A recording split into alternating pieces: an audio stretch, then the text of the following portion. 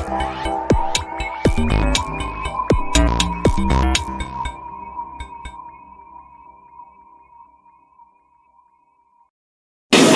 everyone and welcome to our channel Extra Learning. So before we begin, please do subscribe this channel for further more videos and press the bell icon and don't forget to do comment if you have any query or any doubt. तो आइए करते हैं। ये class 5 की पर्यावरण और हम की किताब है, यानी कि EVS की बुक है और आज हम लोग इसका क्वेश्चन आंसर करेंगे। आज हम लोग करेंगे लेसन 5 ऐतिहासिक स्मारक, पेज नंबर 38 यानी 38 पे ये लेसन है। और चैप्टर में ऐसा है कि चैप्टर के बीच में कुछ क्वेश्चंस दिए हुए हैं और चैप्टर के लास्ट में कुछ क्वेश्चंस दिए हुए हैं। तो हम लोग आज इस वीडियो में इन सारे क्वेश्चन आंसर को करेंगे। तो स्टार्ट करते हैं। हमारा पहला क्वेश्चन है, विश्व के प्रथम आवासीय विश्वविद्यालय का नाम लिखिए। इस क्वेश्चन का मतलब ये है कि विश्व का प्रथम आवासीय विश्वविद्यालय का नाम क्या है, यानी कि वर्ल्ड का फर्स्ट रेसिडेंशियल यूनिवर्सिटी जो है वो कौन सा है। तो इस चैप्टर में इसके बारे में दिया हुआ है कि इस यूनिवर्सिटी का नाम नालंदा विश्वविद्यालय है। तो आइए हम लोग लिखते हैं, विश्व के प्रथम आवासीय विश्वविद्यालय का नाम नालंदा विश्वविद्यालय है। आई होप कि ये क्वेश्चन क्लियर हो गया होगा। अब आते हैं हमारे नेक्स्ट क्वेश्चन पे। हमारा नेक्स्ट क्वेश्चन इसी पेज पे है, यह विश्वविद्यालय कहाँ है, मतलब कि ये जो विश्वविद्यालय है नालंदा यूनिवर्सिटी, नालंदा विश्वविद्यालय, ये कहाँ पर है। हम लोग जानते हैं कि बिहार में टोटल 38 डिस्ट्रिक्ट्स हैं, 38 जिला है। तो बिहार राज्य के नालंदा जिला के पास में राजगीर में ये यूनिवर्सिटी है। तो आइए इसका आंसर करते हैं। यह विश्वविद्यालय भारत देश के राज्य बिहार के नालंदा जिला के समीप राजगीर में है। आई होप कि ये क्वेश्चन क्लियर हो गया होगा। अब आते हैं हमारे नेक्स्ट क्वेश्चन पे। आप लोग चाहें तो ये सारे क्वेश्चन का स्क्रीनशॉट भी ले सकते हैं या फिर वीडियो को पॉज करके भी इसके आंसर्स को लिख सकते हैं। बहुत ही सिंपल, इजी और कंप्लीट आंसर्स हैं ये। तो आइए अब चलते हैं हमारे नेक्स्ट क्वेश्चन पे। हमारा नेक्स्ट क्वेश्चन है, इस विश्वविद्यालय में कहाँ कहाँ से छात्र आते थे। इस चैप्टर में दिया हुआ है कि इस विश्वविद्यालय में पढ़ने के लिए बहुत दूर दूर से, अलग अलग देश से बच्चे आते थे। तो आइए इसका आंसर किया जाए। इसका आंसर होगा कि इस विश्वविद्यालय में कोरिया, जापान, चीन, तिब्बत, इंडोनेशिया तथा तुर्की आदि देशों से छात्र आते थे। आई होप कि ये क्वेश्चन क्लियर हो गया होगा। अब आते हैं हमारे नेक्स्ट क्वेश्चन पे। हमारा नेक्स्ट क्वेश्चन है, विश्वविद्यालय के भवन कैसे थे, मतलब जो नालंदा विश्वविद्यालय है, नालंदा यूनिवर्सिटी, उसके भवन कैसे थे, मतलब वो बिल्डिंग कैसा दिखता था, उसके क्लासेस कैसे थे। तो आइए करते हैं इसका आंसर। इसका आंसर होगा, विश्वविद्यालय के भवन प्राचीन कला के बेहतरीन नमूने थे, जो चारों तरफ से ऊंचे ऊंचे दीवारों से घिरे थे। इसके मुख्य द्वार शानदार थे। इसमें 8 अलग अलग प्रांगण तथा 10 मंदिर थे, जिसमें अनेक ध्यान केंद्र थे। आई होप कि ये क्वेश्चन क्लियर हो गया होगा। अब आते हैं हमारे नेक्स्ट क्वेश्चन पे। हमारा नेक्स्ट क्वेश्चन है, इसके पुस्तकालय के बारे में लिखिए। इसका मतलब ये हुआ कि नालंदा यूनिवर्सिटी का लाइब्रेरी कैसा था। तो आइए करते हैं। इसका पुस्तकालय क्षेत्र धर्मगंज कहलाता था, जो 9 मंजिली इमारत में स्थित था। इसमें 3 पुस्तकालय थे, रत्नदधि, रत्नरंजक तथा रत्न सागर। अगर आप लोग चाहते हैं कि मैं इस चैप्टर के एक्सप्लेनेशन का भी वीडियो बनाऊं तो कमेंट करके मुझे बताइएगा। आई होप कि ये क्वेश्चन क्लियर हो गया होगा। तो अब आते हैं हमारे नेक्स्ट क्वेश्चन पे। हमारा नेक्स्ट क्वेश्चन है, नालंदा विश्वविद्यालय पर जानकारी बच्चों को किन किन स्रोतों से मिली। इस चैप्टर में दिया हुआ है कि बच्चों को किन किन सोर्सेज से नालंदा यूनिवर्सिटी के बारे में जानकारी मिलती है। आइए इसका आंसर करते हैं। नालंदा विश्वविद्यालय पर जानकारी बच्चों को निम्नलिखित स्रोतों से मिली। 1. अपने पिता से, 2. अपने शिक्षक से, 3. भारतीय पुरातत्व सर्वेक्षण की पुस्तक से और 4. सूचना पट्टी से। आई होप कि ये क्वेश्चन क्लियर हो गया होगा। अब आते हैं हमारे नेक्स्ट क्वेश्चन पे। हमारा अगला क्वेश्चन है, जानकारी के स्रोत और क्या क्या हो सकते हैं, अपने साथियों एवं शिक्षक से चर्चा करके लिखिए। इसका मतलब कि जानकारी के जो स्रोत हैं वो और कौन कौन से हो सकते हैं, इंफॉर्मेशन कलेक्ट करने के सोर्सेज और क्या हो सकते हैं। तो और भी बहुत सारे सोर्सेज हो सकते हैं। आइए इसका आंसर करते हैं। इसमें 1 नंबर लिखा हुआ है भारतीय पुरातत्व सर्वेक्षण द्वारा लिखे बोर्ड। सेकंड होगा विद्वान यात्री वेनसांग और इत्सिंग के यात्रा वृत्तांत। थर्ड होगा खुदाई में मिले अवशेष। फोर्थ होगा संग्रहालय और फिफ्थ होगा पुस्तकालय। इसका मतलब कि पिछले क्वेश्चन में दिए गए सोर्सेज के अलावा हम लोग इन सारे सोर्सेज से भी इंफॉर्मेशन कलेक्ट कर सकते हैं, यानी कि जानकारी इकट्ठा कर सकते हैं। आई होप कि ये क्वेश्चन क्लियर हो गया होगा। अब आते हैं हमारे नेक्स्ट क्वेश्चन पे। हमारा अगला क्वेश्चन है, इन स्रोतों से जानकारी लेना हो तो क्या करेंगे? सही विकल्प पर सही निशान लगाएं। सिर्फ लिख लेंगे, सिर्फ पढ़ लेंगे, पहले पढ़ेंगे फिर लिख लेंगे और चर्चा करेंगे, या चौथा नंबर पढ़कर चर्चा करेंगे मगर लिखेंगे नहीं। तो केवल लिख लेने से नहीं होगा, केवल पढ़ लेने से भी नहीं होगा, और पढ़कर चर्चा करेंगे लेकिन लिखेंगे नहीं तो ये भी सही नहीं है। तो इसका आंसर होना चाहिए 3। पहले पढ़ेंगे फिर उसके बारे में लिखेंगे और फिर उसके बारे में चर्चा करेंगे। आई होप कि ये क्वेश्चन क्लियर हो गया होगा। अब आते हैं हमारे नेक्स्ट क्वेश्चन पे। उपर्युक्त में से आपने कौन सा विकल्प चुना और क्यों? तो इसका आंसर होगा उपर्युक्त में से मैंने तीसरा विकल्प चुना क्योंकि ये ज्यादा सटीक है। अब आते हैं हमारे नेक्स्ट क्वेश्चन पे। हमारा नेक्स्ट क्वेश्चन है, बिहार की राजधानी के कुछ स्मारकों के बारे में लिखिए। इसका मतलब ये हुआ कि बिहार की जो राजधानी है यानी कि पटना, वहाँ के कुछ इम्पॉर्टेंट मॉन्यूमेंट्स के बारे में लिखना है, वहाँ के कुछ स्मारकों के बारे में लिखना है। तो वहाँ बहुत सारे स्मारक हैं, जैसे कि गोलघर, गिरजाघर, चिड़ियाघर, म्यूजियम, पटन देवी की मंदिर इत्यादि। तो आइए इसका आंसर करते हैं। इसका आंसर होगा, बिहार की राजधानी के कुछ स्मारक निम्नलिखित हैं। पहला, गोलघर।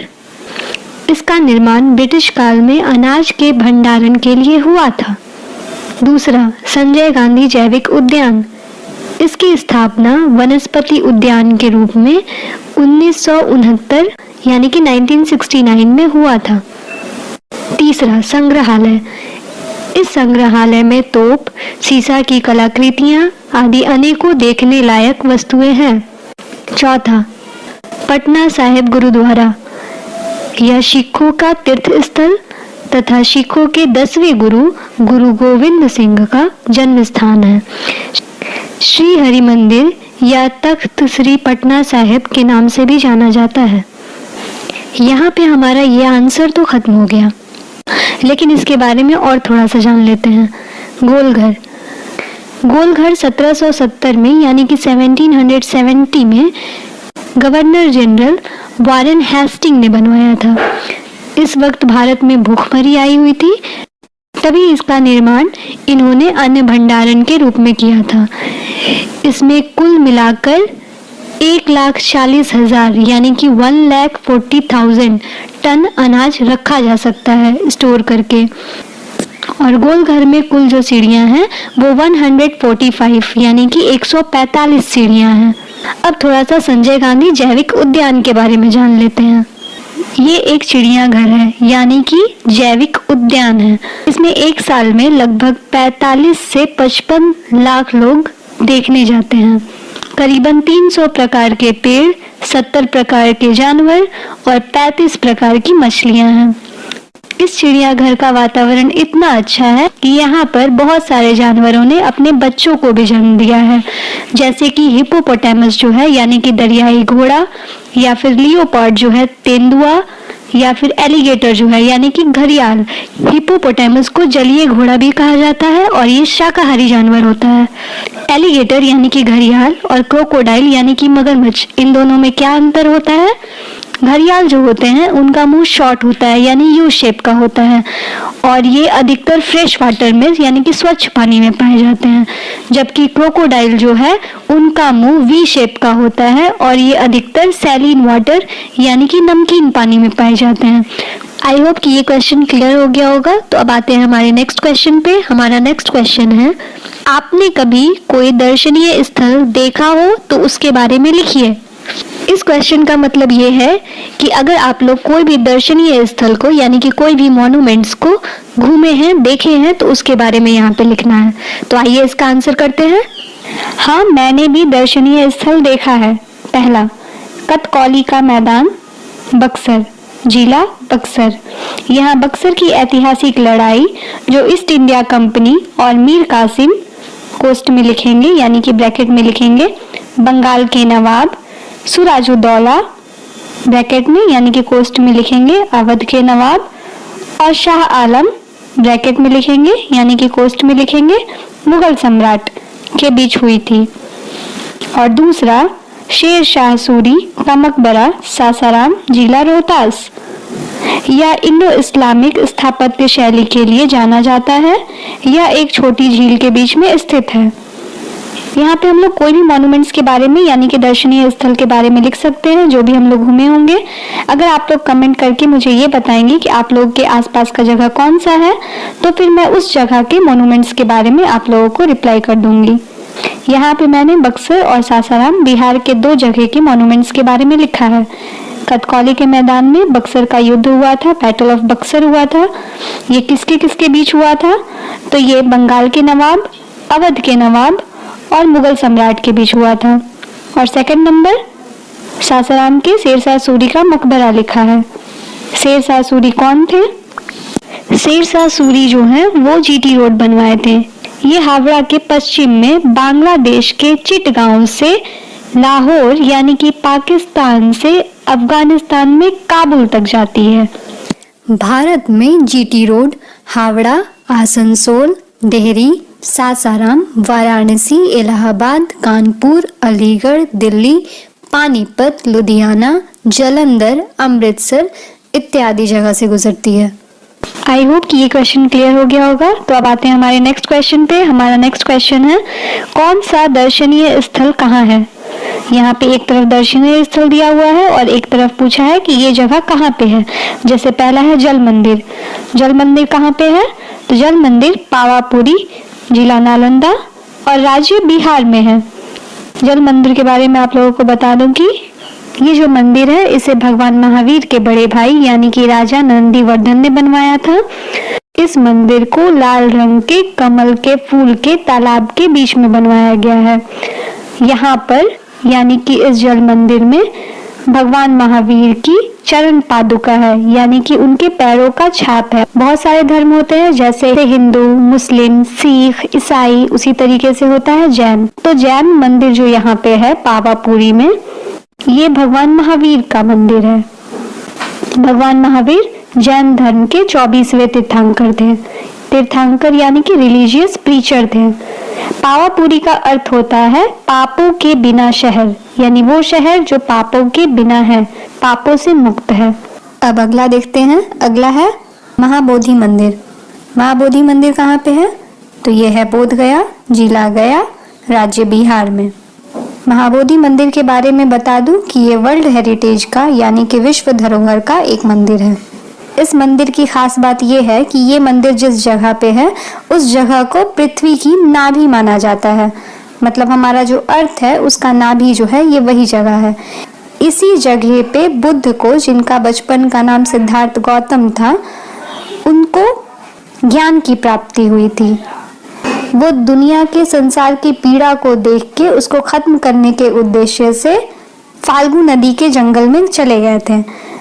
वहां पर इन्हें 3 दिन और 3 रात के बाद पीपल के वृक्ष के नीचे, जिसको कि बोधि वृक्ष कहा जाता है, ज्ञान की प्राप्ति हुई।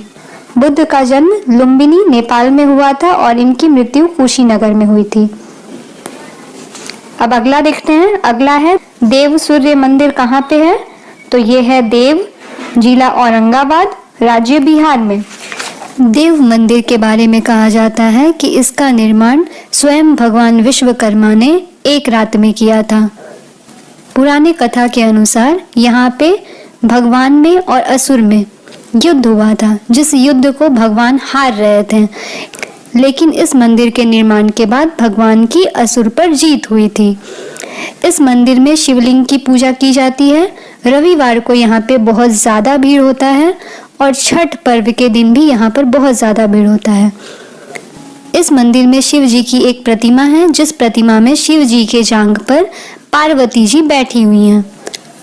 ये मंदिर पूर्वाभिमुखी नहीं है, ये मंदिर पश्चिमाभिमुखी है। सारा मंदिर पूर्वाभिमुखी होता है। आई होप कि ये क्वेश्चन क्लियर हो गया होगा। तो अब आगे चलते हैं। आगे है नालंदा विश्वविद्यालय। नालंदा विश्वविद्यालय कहाँ पे है? राजगीर, जिला नालंदा, राज्य बिहार। नालंदा विश्वविद्यालय के बारे में बता दूं कि ये वर्ल्ड का फर्स्ट रेसिडेंशियल यूनिवर्सिटी है। इसकी स्थापना कुमारगुप्त ने करवाई थी।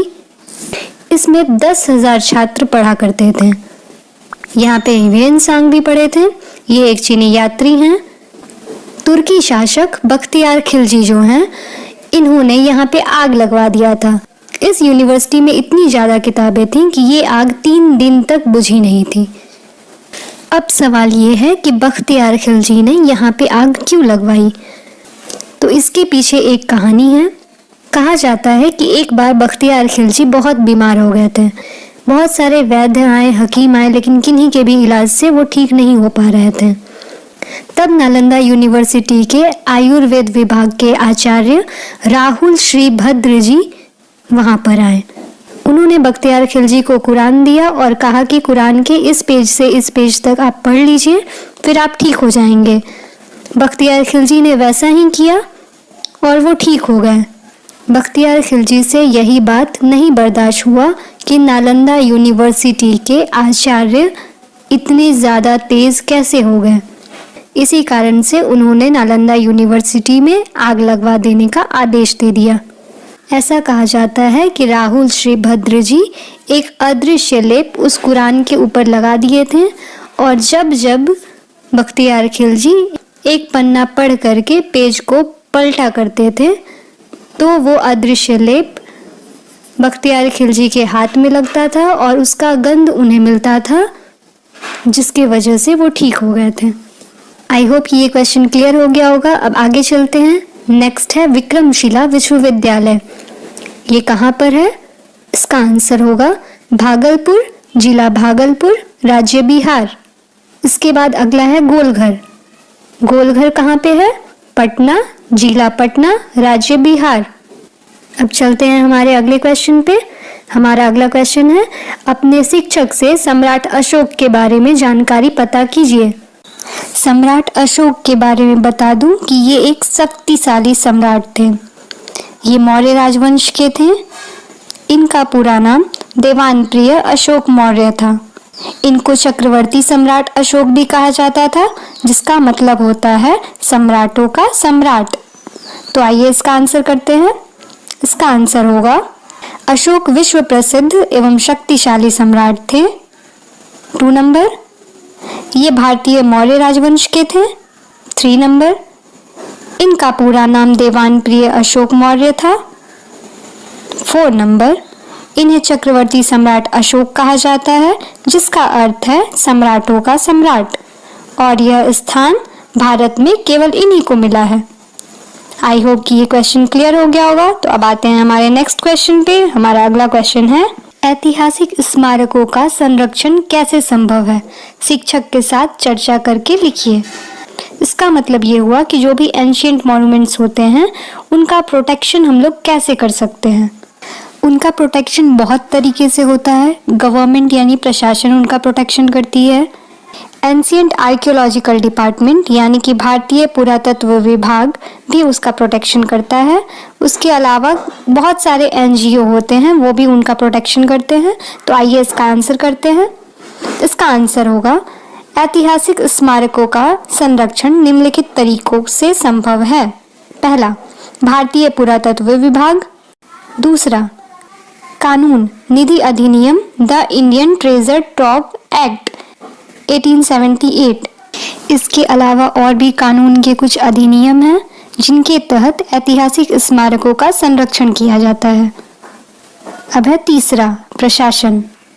चौथा, नॉन गवर्नमेंटल ऑर्गेनाइजेशन एनजीओ यानी कि गैर सरकारी संगठन। एक एनजीओ है ICOMOS से एसोसिएटेड, जो ऐतिहासिक स्मारकों का संरक्षण करता है। पांचवा है world monument fund. I hope कि ये क्वेश्चन क्लियर हो गया होगा। तो अब आते हैं हमारे अगले क्वेश्चन पे। हमारा अगला क्वेश्चन है, आपके आसपास के किसी भी स्मारक, पुराने या नए भवन के बारे में निम्नलिखित प्रश्नों के आधार पर जानकारी एकत्रित कीजिए। इस क्वेश्चन का मतलब ये हुआ कि नीचे जो भी क्वेश्चंस दिए हुए हैं उन सारे क्वेश्चन का आंसर लिखना है हमारे आसपास के कोई भी इमारत या किसी भी मॉन्यूमेंट के बारे में लेकर के। अगर आप लोग अपनी अपनी जगह को कमेंट करके बताइएगा तो मैं उसके आसपास की मॉन्यूमेंट्स के बारे में रिप्लाई कर दूंगी। तो आइए इसका आंसर करते हैं। यहाँ पर मैंने ताजमहल के बारे में लिखा है। तो हमारा पहला क्वेश्चन है, वह भवन स्मारक कब बना? तो इसका आंसर होगा संपूर्ण ताजमहल का निर्माण 1653 यानी कि 1653 में लगभग 320 यानी 320 लाख रुपए की लागत में बना, जिसकी आज की कीमत 52.8 यानी कि 52.8 अरब रुपए कोष्टक में लिखेंगे 827 मिलियन डॉलर है। आई होप कि ये क्वेश्चन क्लियर हो गया होगा। तो अब आते हैं हमारे नेक्स्ट क्वेश्चन पे। हमारा अगला क्वेश्चन है, उसे किसने बनवाया? तो इसका आंसर होगा उसे मुगल सम्राट शाहजहां ने बनवाया। अब आते हैं अगले क्वेश्चन पे। हमारा अगला क्वेश्चन है, वह किन किन सामग्रियों से बना हुआ है?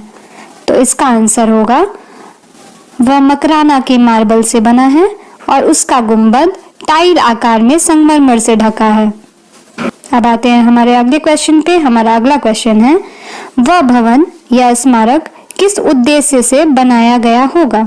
इसका आंसर होगा इसे मुगल सम्राट शाहजहां ने अपनी पत्नी मुमताज की याद में मकबरे के लिए बनवाया था। यहाँ पे हमारा ये चैप्टर खत्म होता है और ये वीडियो भी।